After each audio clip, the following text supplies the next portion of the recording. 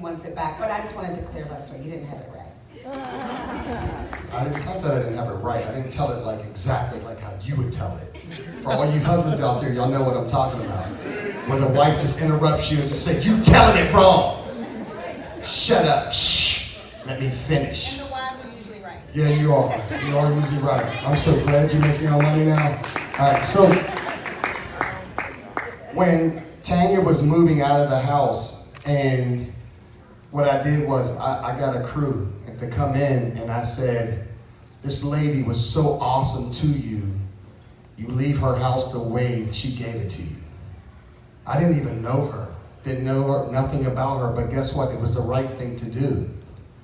Got a crew to come in, clean the house, move everything out. And I remember when I first got a chance to meet Debbie, her and her late husband came over to the house, and our new home, and she was so happy for you. She'd watch you go through your ups and downs in life. And we sat there and we talked, and I was like, wow, this is a nice lady. Knew nothing about her son. And we connected. Thought she was an awesome person. So when we got that call 6:30 in the morning that her son was looking for an opportunity, of course, they were friends, and my wife answered the phone 6:30 in the morning, and she picked up the phone and she was like, "Debbie, I sent the rent in." I'm like, "Tanya, those days are over. Stop it. It's okay." Oh, she's calling me 6:30 in the morning. I thought I had to send the rent in. No, it's okay. But she was actually calling for her son. She said, "My son is looking for an opportunity," and I said, "I know this amazing woman who has this company, and you need to call and talk to her. She's a good person." Notice how I said she's a good person. If Tanya was a bad person, Debbie's not picking up the phone. Over those 10 years, if Tanya was not a good person, you think she's calling her about her son?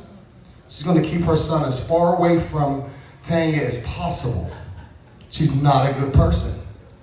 But she says, "No, I'm going to hook you up with her." And then Tanya looks at me and says, "Well, Troy, listen, they want to come over tonight around 7. And I was like, "Tonight? Here?" And you can't say no to your wife. So I was like, "Okay." I don't think that was that easy. But I was like, "Okay, let's do it." And I meet Paul Chambers for the first time. And he walked in and we talked, and there was nothing special about him that stood out at that moment. A lot of people coming here promising you that they're going to be great. They tell you that all day. "Oh, I'm going to come in here and I'm going to tear this business up. It's going to be, man, I'm going to set it on fire," until they get punched in the face. "I really like this business anyway. I don't really care. It's all y'all fault, I ain't doing good." But he told us, he says, "Well, I'm buying a house right now. I'm buying a house, and when I'm done buying a house, and when I'm done with that, you got to understand, when you're buying a house, you got to keep this particular job until I'm done. And once this happened, and he started giving us all this stuff, as you guys would know how Paul is. That is who he is. And when I do all this stuff, I'll be with you. Please understand me, okay? Period." And I was like, "Okay, dude, yeah, whatever. All right, Tanya, when's he leaving?" So we would talk, and Tanya would talk to him, and they formed a relationship, a bond. They would talk even before this guy got licensed. She walked him through. She kept in touch with him. He would call her, and I started to notice something about him. He was a man of his word. The guy got licensed, and wow, he was like, "I am loving this business," even with his pitfalls. And I think he had a nickname for us. You were Mama Bear. What were you? Mama Bear, and this is Papa Bear. Mama Bear and Papa Bear. And here's why. Mama Bear told Paul at that particular time what he needed to hear. And when Paul knew he needed to hear the truth at that particular time, he says, "I don't need you right now. Put Papa Bear on the phone. I need to be told the truth." And when I get on the phone with them, I'd be like, look, dude, get your head out of your ass and let's go to work. That's what I need to hear. You got it. Okay, bye. If anybody have ever talked to Paul or worked with Paul, he knows he does not play around. He came in here on a mission.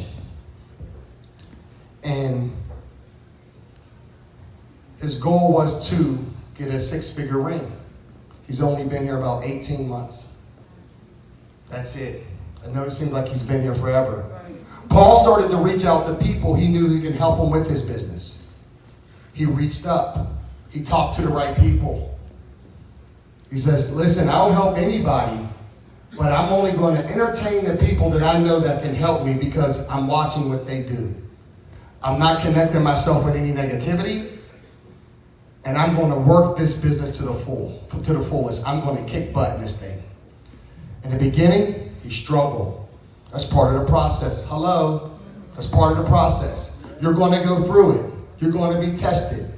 You're going to be knocked down. You're going to be kicked. And Paul said, you know what? I don't need anybody telling me how to figure it out. I need to figure this thing out. The platform is set. Who am I? And he kept going. And he kept going. And he says, man, I'm learning how to be profitable. I'm learning how to go to work. He was telling himself every day, today I will help 4 people. Today I will do this. Today I will, and he did it. And his money started to pile. He started to make some money. He started to turn around. In the beginning, he got beat up. This month, November, Paul said on a journey, he says, I want to help 60 clients. He helped 67. 67.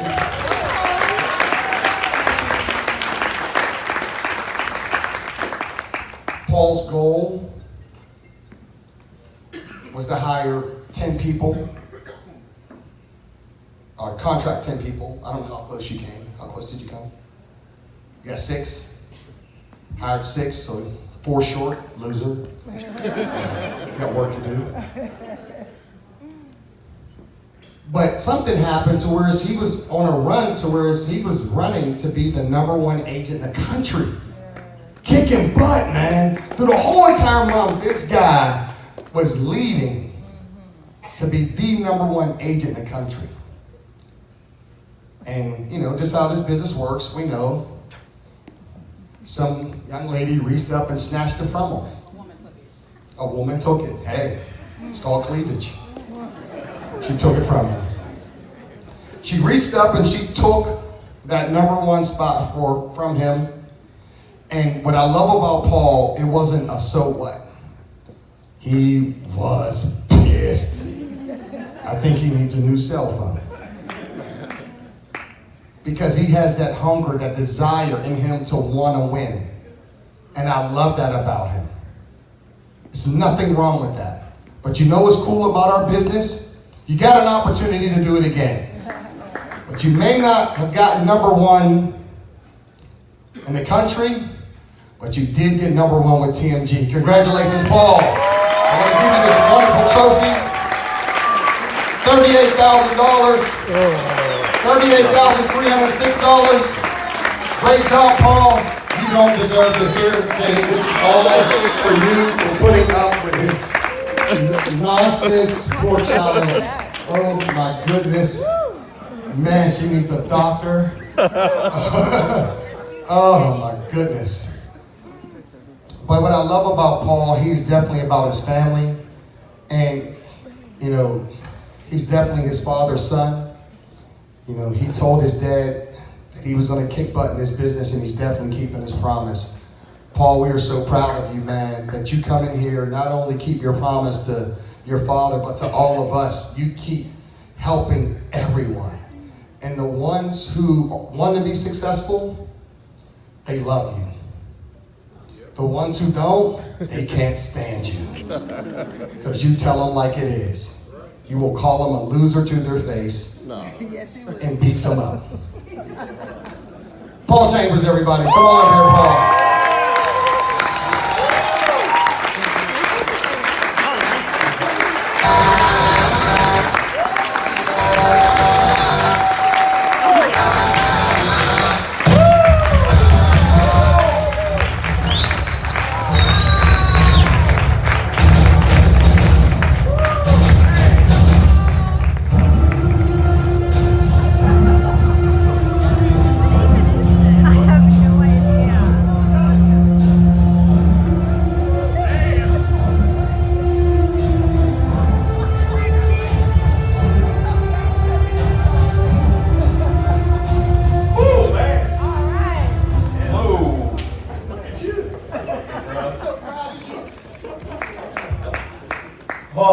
Boy.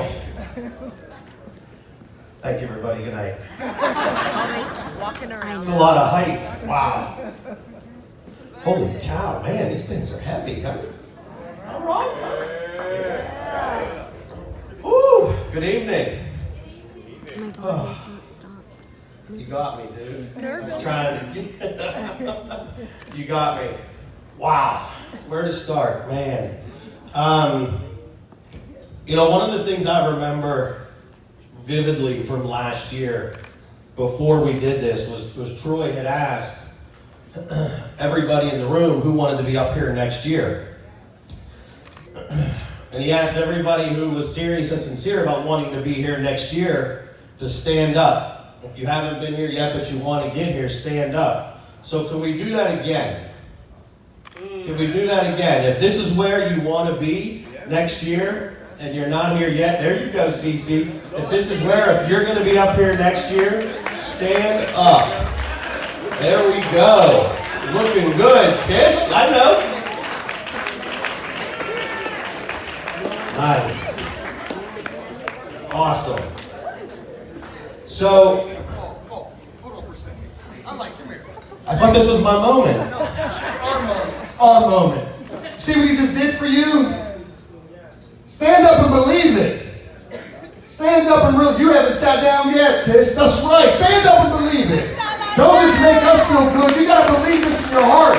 This man do not lie. He will keep his promise. You need to keep yours. If you're committed to that, do so. That's exactly what he did. When he stood up with a purpose. He says, I'm going to do this. I'm not going to BS anyone. And that's why he's up here. Great job. Now you really look like an insurance salesman. What the hell? You don't have to rent anymore? We have to shop together. You need to buy that. All right, I was on a roll and you took my moment.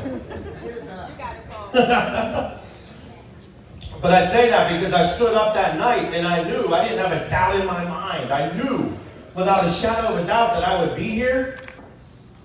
But damn, that road wasn't like I thought it was going to be. I came to find out real quick that in order to get here, wow, a lot of growth happens. It has absolutely nothing to do with money. As you grow as a person, in order to be able to make that happen, the money starts to take care of itself. As you're doing the right things day in and day out and making commitments and keeping them, the money takes care of itself. And the other thing that I learned is that there is absolutely no way in hell that somebody can get to this place alone. Absolutely impossible.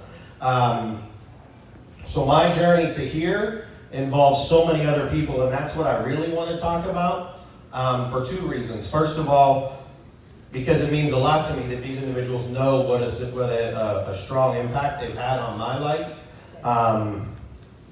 much more personally than professionally. But also for anybody that stood up, if you were here last year, that means you've got to do something different this year. It's not just going to happen. It takes action, it takes commitment, and it takes the help of a lot of great people in this room, every one of which are willing to help you if you're willing to put in the work. Every single person will help you. I don't want to blow it. So, you know, it's kind of funny because one of the things that I had written down to talk about, Troy had mentioned when he said about how you always want to handle yourself and conduct yourself because you never know who is watching. Someone is always watching us. They're either watching with admiration because they want to get where you're at, or they're watching because they want to see you fail and fall on your face. But either way, someone is always watching. So, really, the person that triggered all of this for our family and has no idea, Sherry Jennings. Yeah, your wife. Where's she at? She back there? So what she probably doesn't know, and I shared part of this story before, was that the night after this very party 2 years ago, I was sitting at home on a Sunday night, miserable as hell, on my laptop, preparing work for a job that I absolutely despised and hated. And Sherry had posted pictures of this night sharing her husband's success, doing the same exact thing. She had posted pictures on Facebook of that. She looked at me and said, what does Sherry's husband do? They're in Hawaii, they're in Riviera Maya, they're at these big parties, everyone's happy. And I'm like, and we're miserable as shit. So I looked, because I've known Sherry since she was probably 4 or 5 years old. And as soon as I looked, I said, oh, she's with that insurance thing Kristen does. Next morning is when I made that call to my mother, who made that call to you. So Sherry Jennings, Dave Jennings, GB, the culture you create for your team, you guys are amazing, man. Awesome. Thank you so much.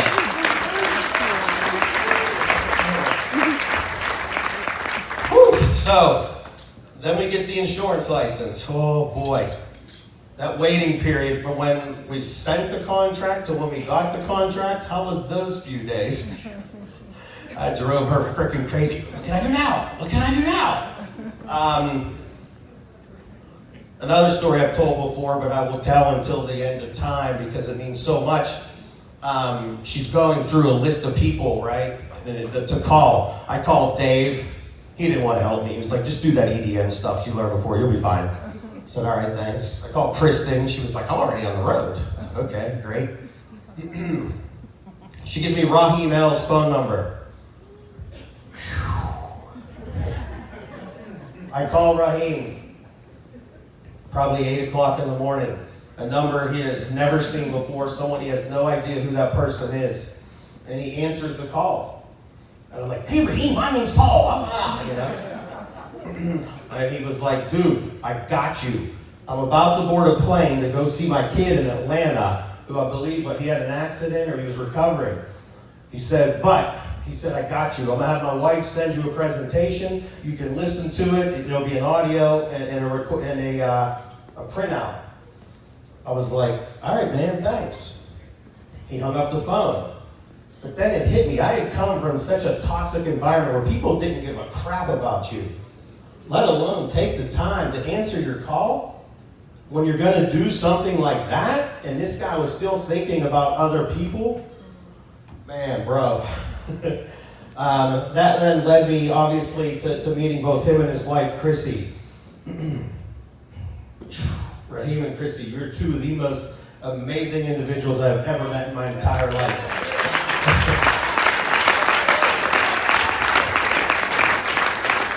So selfless, always selfless with your time. The feedback they'll give someone is real. Can I tell the whole story though about the email she sent me? In case anyone missed it before. So she sends me the email, right? Raheem emails Chrissy and says, send this to Paul. Chrissy forwards it to me. I'm looking at the thread, it says from Christine Austinell, and then it was a forward, and it was only emojis. And the emojis, it was a bong, lips, and a water splash. I'm not sure exactly what that means, but seriously, I love you guys. Thank you so much for everything, man. Can I have a drink? I need a drink because I'm only halfway through my list. Am I still on a 10-minute time limit? Do I gotta hurry up? Whew. The other seat he threw me in, the one seat where she could finally find someone to take me. Man, as fate would have it, because I had come to learn that this guy hadn't bought leads in years, and Secure App was launching, and he happened to get leads, and Tanya could not find anybody else to take me, except Rob, but he was on the other side of the state. She says, I got a guy. Reach out to this guy, Juan. I said, okay. Reach out to Juan. He says, if you want to ride with me, meet me in Newcastle at like 8 o'clock. I said, cool, I'll be there. And I went there, and damn if fate didn't have a part in playing where I am right now. Juan de la Vega, oh my gosh. Juan didn't get much work done that day because I didn't shut the hell up. I think he went to one house. He goes, got any questions? Matter of fact, I do, Juan. Blew through all of them. But this dude, man, from that day, And again, in this kind of business where people aren't always real quick to help one another, this dude did not stop pouring everything into me all the time. We could sit down right now and we'd be shooting new ideas off each other. More importantly, became a dear friend, really helped me through some tough times. Again, if this is the place you want to be, these are the kind of people that you need to be reaching out to and up to. Juan de la Vega, man, I love you, brother. Thank you so much for everything.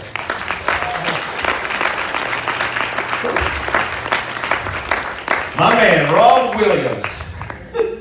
The great thing about us and why we get along so well is that if I'm in a place where Rob is, I can say hands down without a shadow of a doubt, I am not the craziest person in the room. But the beautiful thing about that is that while I sit over there, Rob leans over to Michelle and goes, "Hey Michelle, Paul's here. I'm not the craziest person in the room." I went to a First Friday and Rob had just started. And he was up there talking. I think he had been here 3 months and had done 30,000 for about all 3 months. And he told his story about he had come from a different industry.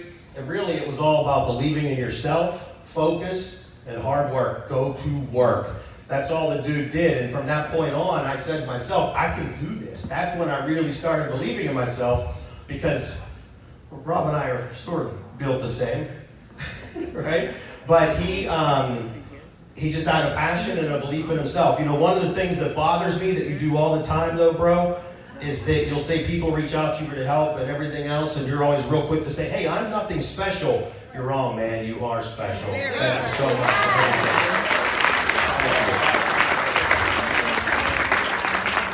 Woo, rolling right along. So, my first month here, man, it was like riding on a pink cloud. I did real well. I'd written like 18,500. And probably the worst time for someone to do that is in the month of June, because the very first meeting I was at was right before Brad's party, so everyone was there. It was all kind of high fives and everything else, ego going through the roof. And they say this business will expose you. Yep. So that first month, I was like, this is really easy. You know, I started taking shortcuts. I didn't really listen to calls. There was a lot of little things I was leaving out. And then I went to Lackawanna County with 40 leads. And I got punched in the face. I did nothing. I couldn't write anything.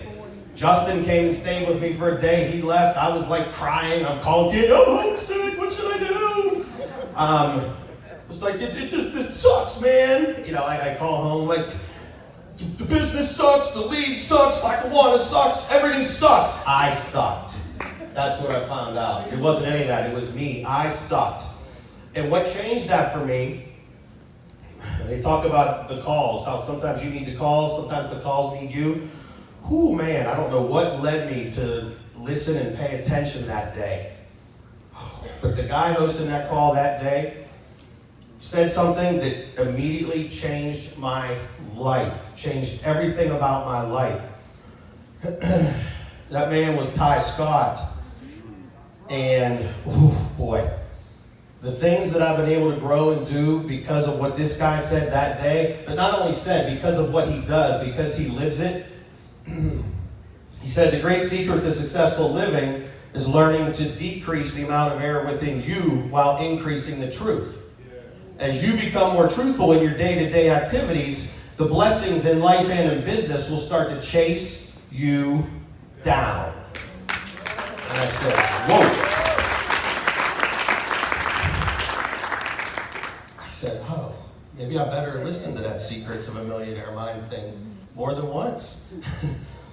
I heard that, and I've actually downloaded the clip of that. I play that in my car almost every single day as I'm about to head out into the field. And he's right. You start to do the little things right, day after day after day, in life and in business, it chases you down. Last month, there were not enough hours in the day to write the people business that I was out there writing, and it's because of that. Thank you so much, Ty Scott, for everything you do for all of us. Oh gosh, this guy is amazing.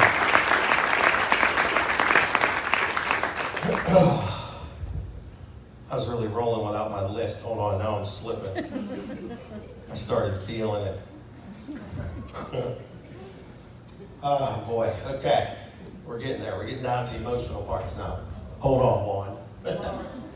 No. You know, one of the things, and I think it's so important, and it's something that people here may have experienced before, when you commit yourself to making a run to do this, you're obviously writing a lot of business, right? But while you're writing business, it's very, very important not to lose focus on the fact that you're still running a business. And that's something that I learned the hard way. But fortunately, some amazing, amazing selfless individuals stepped in and helped. I was on a crash course for destruction, quite honestly. And we hear it all the time, run your business like a business. Well, I was just focusing on the production reports, not what was going into that. And there's so much more that goes into that. And that's why I say you need to have the right people around you to help you. Two people helped me so much with that. One of them is unable to be here, Triv. Man, I love Triv. Triv, I love you, girl.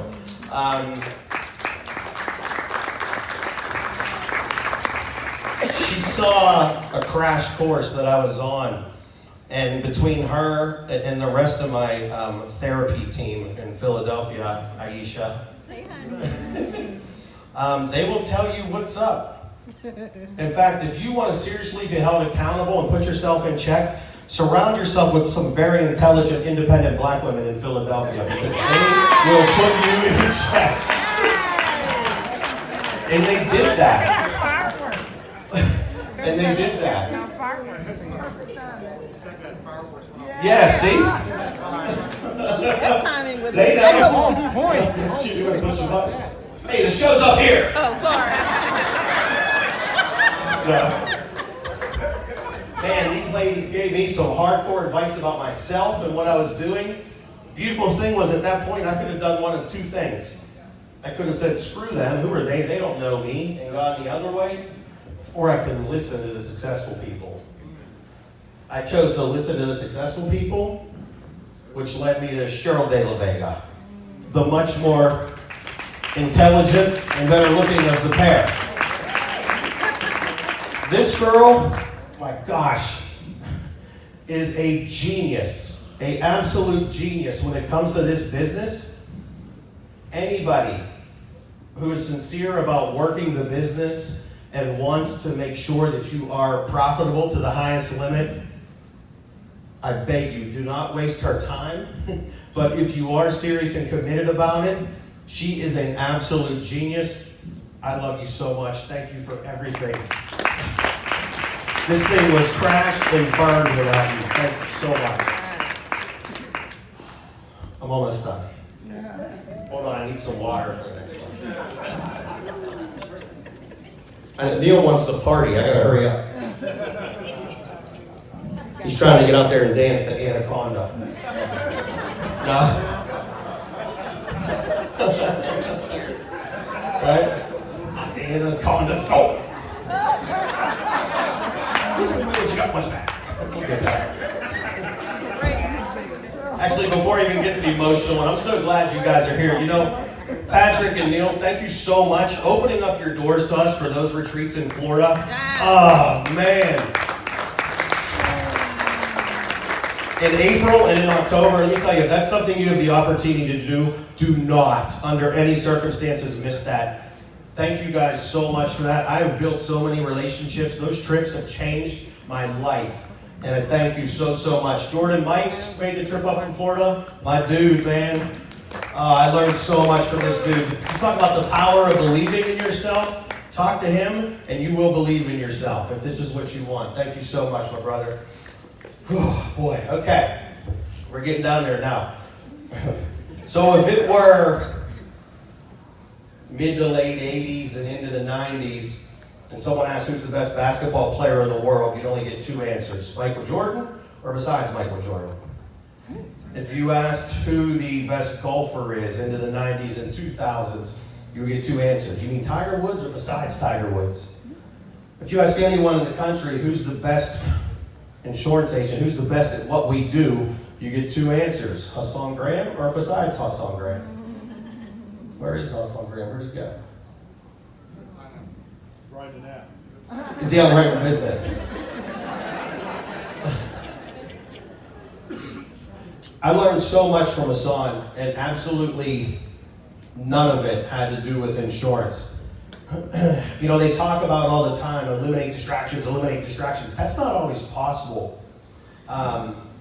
There's times that you can't eliminate distractions.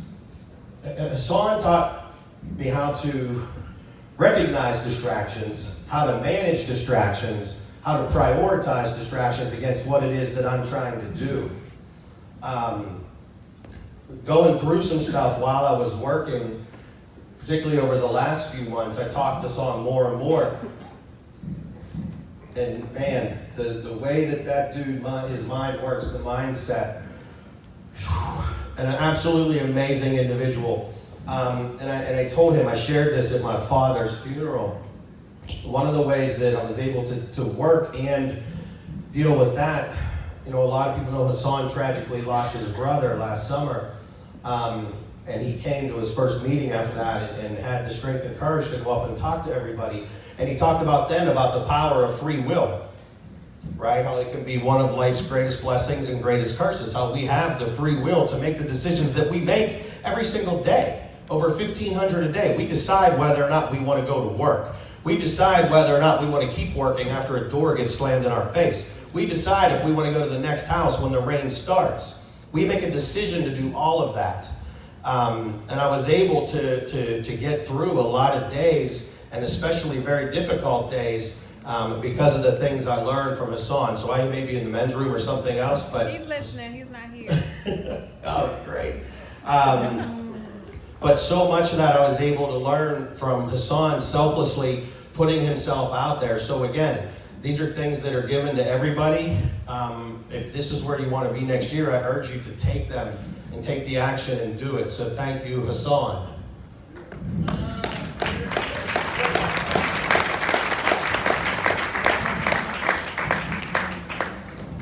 Daryl Warden. Daryl Warden, thank you. Thank you, Daryl Warden. Okay. Now, Troy Miles. Whoo, man. We were screaming last night. It's not all sunshine and rainbows, huh? You were screaming. I was, that's right. You always keep your composure, and I hate that about you. Always end up the bigger man. There's not enough words to thank you for the opportunity, not only for myself, for other people.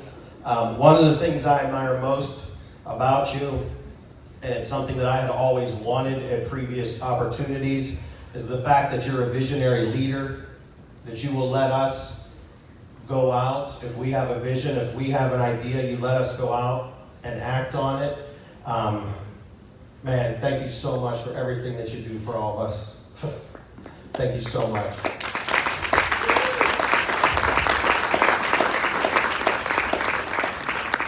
Tanya Miles.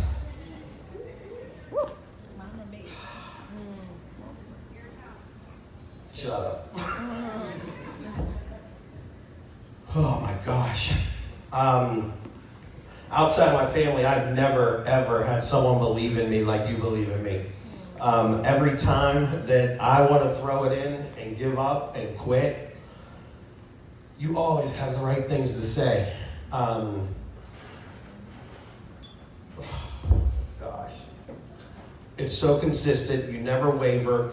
The unconditional love, the unconditional support. I am so, so damn lucky to have you. Thank you so, so much for everything that you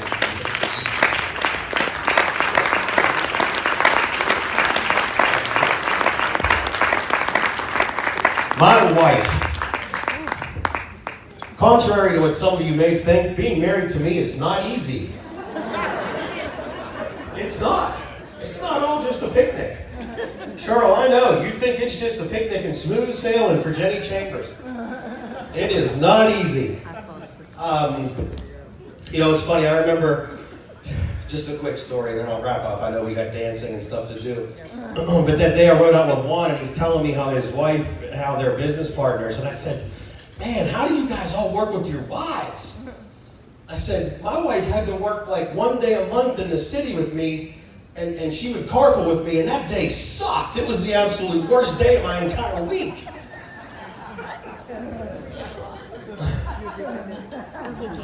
And then I quickly found out why. Because you cannot succeed in this business without the support, without the love at home, without someone that believes in you. And I spend a lot of time on the road because that's what I need to do. All my wife says is, I believe in you. Go get it. I love you. I believe in you.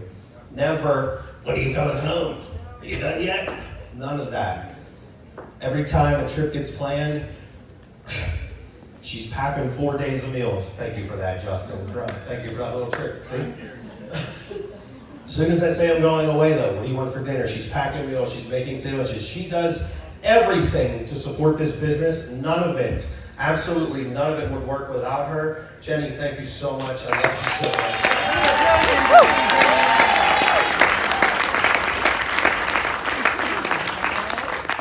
All right.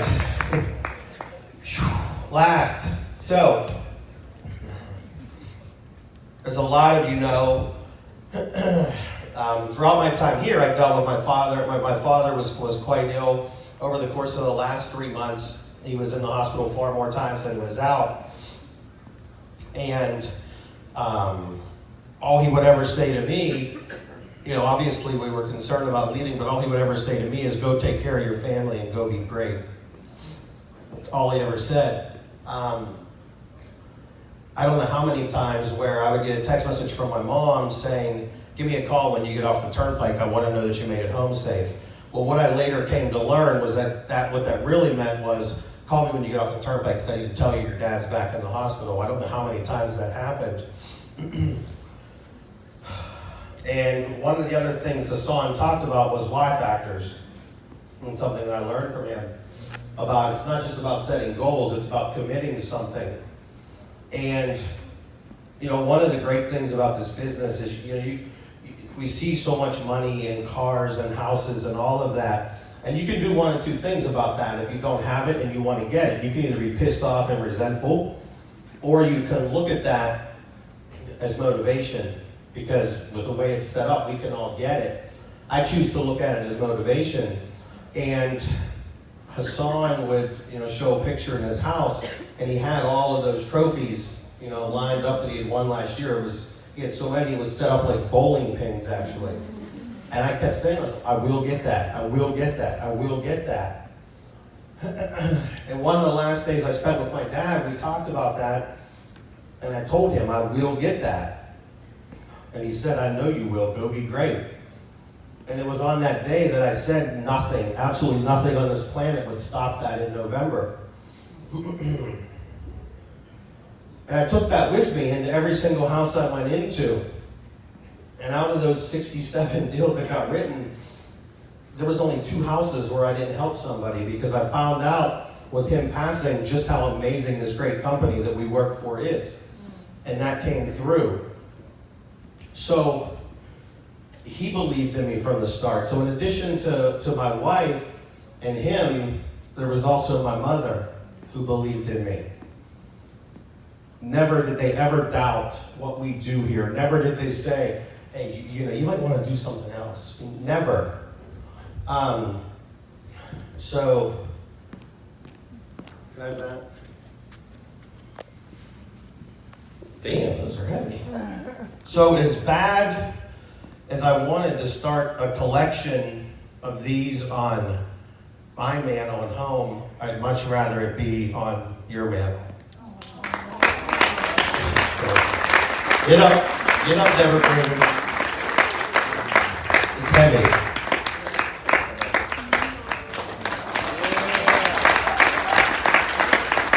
Yeah, don't drop it. I worked hard for that.